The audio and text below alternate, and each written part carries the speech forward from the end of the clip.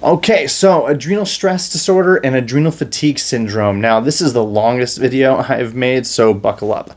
This is the most common condition present in our society today. Why? Because put simply, there is no avoiding stress. Whether it's physical stress, emotional stress, or chemical stress caused by food or our environment. Stress is ever present and causes a world of problems. And in the medical world, adrenal problems are considered in the two extremes. When the adrenals are so overactive that it causes Cushing disease, or when they're so underactive that it causes Addison's disease.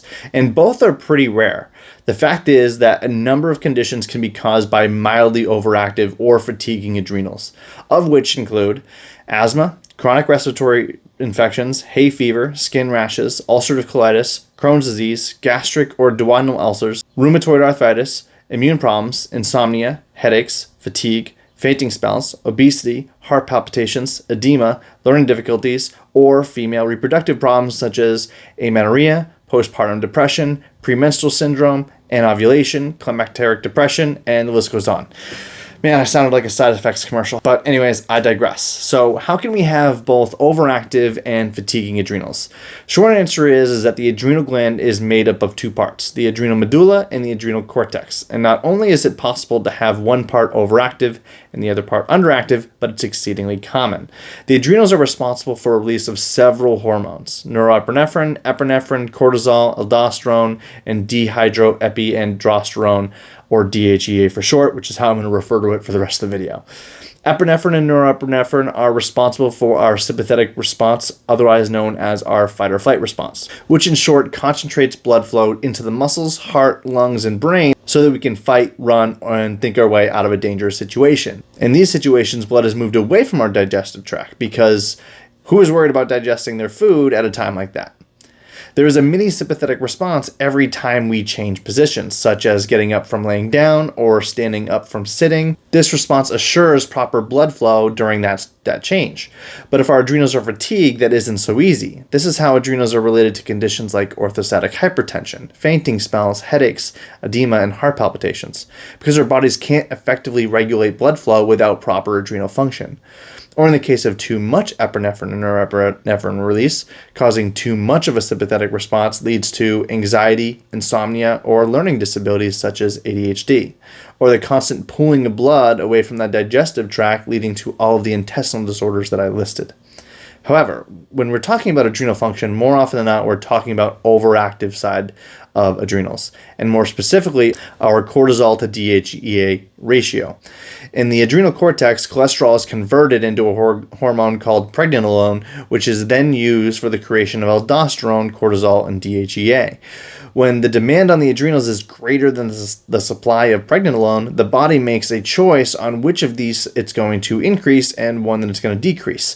In cases of prolonged stress, the body increases the creation of cortisol and decreases DHEA and aldosterone to some effect. But before I go into the impact of cortisol and DHEA ratio, I just want to touch on what aldosterone does very briefly, because the rest of the video is going to be dedicated to cortisol and DHEA.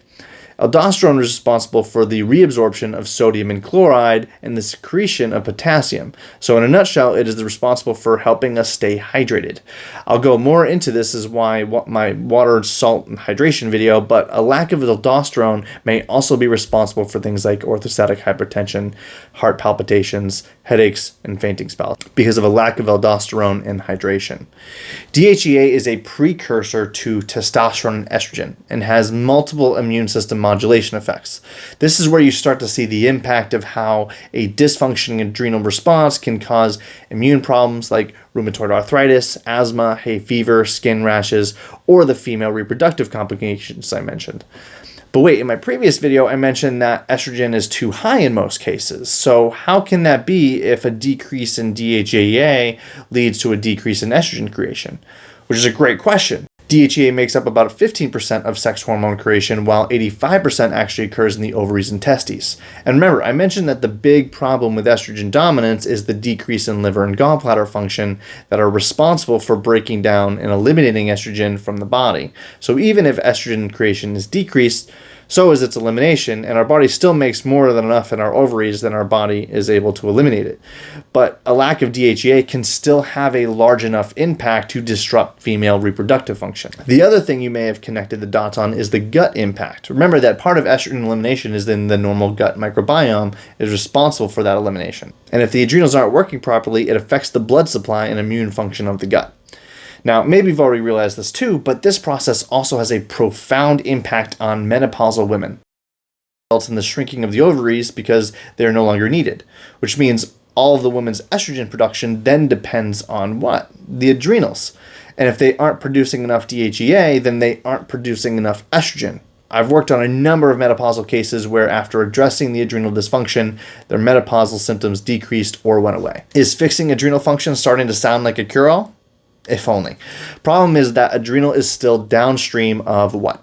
Stress. There is no doubt that managing the adrenal function through supplements and diet is extremely effective at managing adrenal symptoms along with all the other ones like I mentioned, but we still have to take a holistic approach to it. For example, if your physical stress is a result of subluxations of the spine, cranial faults, poor posture, extensive physical labor, intense physical activity, or trauma, then what do you need to do to correct your body's stress response? You need to address the physical stressors.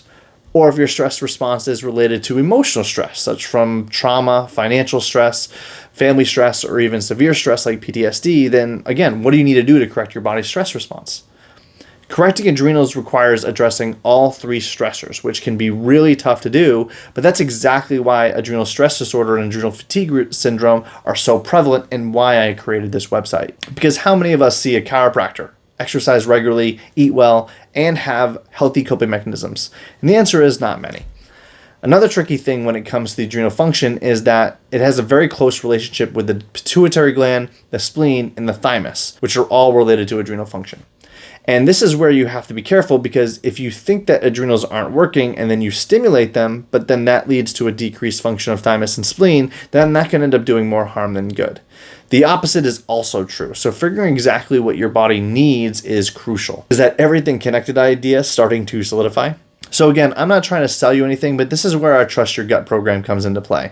It simultaneously fixes the gut while also improving adrenal and immune function. It also comes with an excellent guide on how best to eat as you work on these things. When it comes to being more specific post Trust Your Gut program, I've listed a few supplements here. When it comes to testing for adrenal supplements though, defer to my self-testing video and make sure that you identify what your body needs, whether it's adrenal hyperfunction, hypofunction, a pituitary component, a thymic component, or a splenic component. For supplements, the big four are Biotics ADB5+, ADHS, Cytozyme AD, and Cytozyme PT HPT.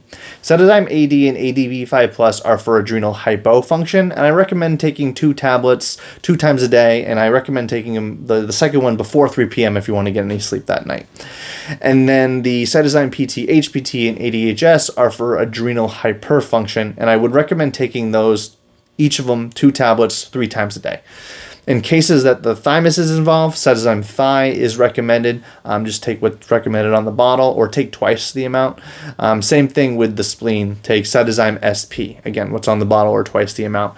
When you're deficient, twice is usually recommended. If you're doing at-home testing, though, it is very common that you will need all of these supplements at some point during your healing process, so ordering them and using them as needed isn't a bad way to go.